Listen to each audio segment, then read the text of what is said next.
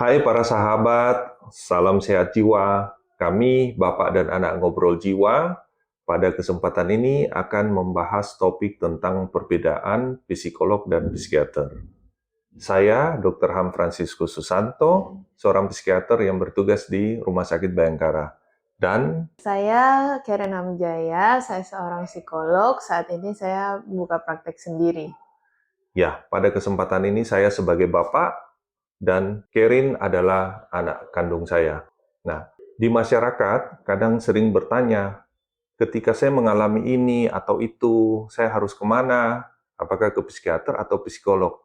Nah, pada kesempatan ini kami akan membahas tentang perbedaan psikolog dan psikiater. Ya, mungkin mulai dari pendidikan dulu kali ya. Ya, betul. Nah, yang membedakan antara psikiater dan psikolog itu tentu adalah pendidikan yang ditempuh. Untuk psikiater, itu merupakan spesialisasi dari ilmu kedokteran. Jadi seseorang harus menjadi dokter umum dulu, baru melanjutkan pendidikan ke pendidikan spesialis kedokteran jiwa atau psikiater. Kalau psikolog itu biasanya asalnya dari S1 psikologi. Jadi kita belajar 4 tahun di sarjana psikologi, terus lulus, terus lanjut ke saat ini namanya adalah pendidikan profesi psikolog. Itu kira-kira 1,5 tahun. Setelah itu dapat gelar psikolognya. Dengan demikian, maka psikiater adalah seorang dokter. Dengan seorang dokter, maka melekat juga kewenangan profesi. Apa kewenangan profesinya? Salah satunya adalah dapat meresepkan obat. Nah, itulah sering disampaikan di masyarakat awam bahwa kalau psikiater kadang menggunakan obat, sementara psikolog lebih banyak ke layanan psikoterapi, konseling. Jenis-jenis psikoterapi saja banyak ya. Nah, itu barangkali perbedaan yang sangat mendasar. Nah, sekarang tentang pertanyaan di masyarakat, kapan kami ke psikolog, kapan kami ke psikiater? Nah, untuk ke psikiater, karena latar belakangnya adalah dokter, maka fokusnya adalah tentang kesehatan mental yang dialami seseorang. Nah, ketika kasus yang dialami sudah menyebabkan gangguan sehingga bisa membahayakan, baik bagi diri sendiri atau orang lain, maka dia membutuhkan penanganan seorang psikiater. Sementara yang ke psikolog, kalau ke psikolog itu biasanya yang ya gampangnya belum seberat itulah sampai terlalu mengganggu fungsi sehari-hari.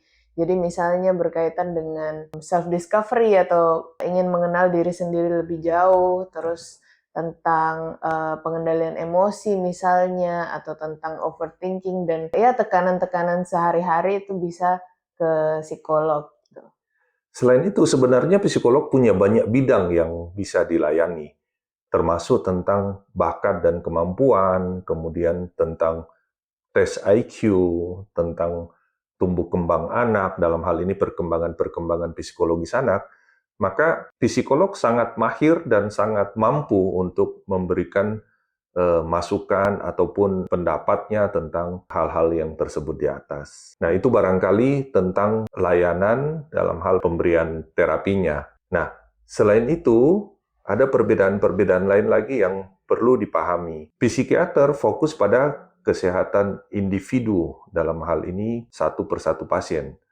Sementara psikolog mungkin lebih luas. Mungkin Karen bisa jelaskan kalau psikolog bisa sampai komunitas, perusahaan, dan lain sebagainya. Silakan. Ya, sebenarnya tetap juga bisa individu one on one, tapi memang kadang juga psikolog itu bisa bekerja di ranah misalnya di sekolah, jadi dia menangani murid-murid secara keseluruhan atau ekosistem di dalam kelas, terus juga bisa dalam perusahaan, itu biasanya bentuknya sebagai HR.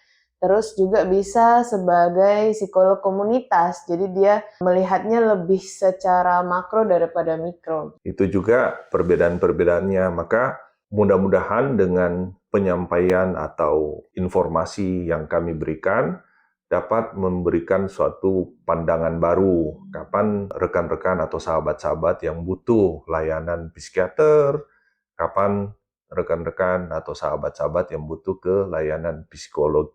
Tapi kita kerjanya bukan sendiri-sendiri juga, lebih bagus malah kalau ada kolaborasi antar profesi gitu. Karena kadang kalau misalnya pasien atau klien yang dia gejalanya sudah cukup berat, biasanya saya refer ke papa untuk kasih obat dulu, untuk distabilkan dulu emosinya, untuk distabilkan dulu kondisi pikirannya, supaya ketika nanti menjalani sesi konseling atau psikoterapi dengan saya itu bisa lebih lancar. Betul sekali. Dan saya pun demikian. Ketika saya merasakan bahwa klien atau pasien saya membutuhkan penanganan psikoterapi yang lebih intensif, yang lebih panjang dibanding hanya obat-obatan saja, maka saya juga akan memberikan rujukan kepada Kerins sebagai seorang psikolog. Nah, ini kami ingin menyampaikan, memberikan edukasi dan informasi kepada masyarakat bahwa psikolog dan psikiater itu selayaknya bekerja sama, berkolaborasi, sehingga dalam penanganan kasus-kasus terkait kesehatan mental itu menjadi paripurna. Jadi bukan hanya diberikan obat, kemudian tidak dibantu, dituntun untuk melihat kondisi apa yang sebenarnya menjadi dasar dari gangguan-gangguan itu. Itu barangkali tujuan kami berkolaborasi, ya tujuannya semata-mata untuk kepentingan pasien atau klien dalam hal ini. Mungkin itu untuk sesi pertama ini, dan selanjutnya bagi teman-teman, rekan-rekan, sahabat yang ingin mendukung kami, tolong bisa memberikan like, subscribe, komen, dan bisa memberikan usulan barangkali topik apa yang barangkali bagus untuk kita bahas bersama lagi. Informasi, usulan, atau apapun dari para sahabat, topik-topik yang menarik untuk kita bahas bersama, nanti akan kami siapkan waktu untuk membuat video pembahasan selanjutnya. Barangkali demikian, Kerin ya. Mudah-mudahan informasi ini bermanfaat. Salam sehat jiwa buat para sahabat.